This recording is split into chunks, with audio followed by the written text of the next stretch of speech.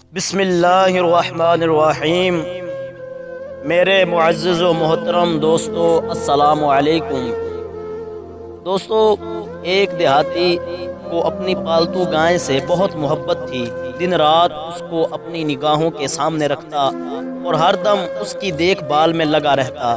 ایک دن وہ گائے کو باڑے میں باندھ کر اچانک کسی ضروری کام سے چلا گیا۔ اتفاق سے اس دن دیہاتی باڑے کا دروازہ بند کرنا بھول گیا۔ جنگل کا شیر کئی دنوں سے گائے کی طاق میں تھا۔ اس دن اسے موقع مل گیا۔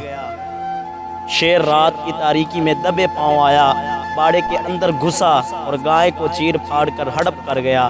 شیر گائے کو کھانے کے بعد وہیں باڑے میں بیٹھ گیا۔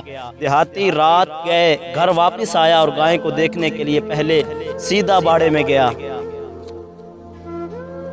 وہاں گپ اندھیرا تھا۔ شیر گائے کو کھا کر مست بیٹھا ہوا تھا۔ دیہاتی نے شیر کو اپنی گائے سمجھ کر پیار سے اس کے پاس بیٹھ کر اس کی پیٹھ پر ہاتھ پھیرنے لگا۔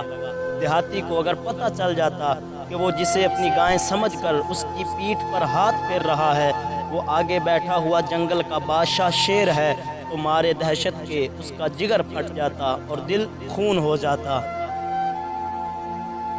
اللہ تعالیٰ کا نام ہم نے صرف پڑھا اور سنا ہے اور لفظ اللہ صرف زبان سے ہی پکارتے رہتے ہیں۔ اگر اس پاک ذات کی ذرا سی حقیقت بھی ہم پر واضح ہو جائے جو ہمارا حال ہوگا ہم اسے نہیں جان سکتے۔ کوہ طور پر تجلی پڑھنے سے جو اس کا حال ہوا اس کی سب کو خبر ہے۔ درس حیات: تیرا نفس اس خونخوار شیر سے بھی زیادہ خطرناک ہے جسے تم اندھے پن میں فریب خوردہ ہو کر اور گائے سمجھ کر پال رہا ہے۔ اس کا ڈسا ہوا پانی بھی نہیں مانگتا۔ ابھی وقت ہے، اپنی اصلاح کر لے۔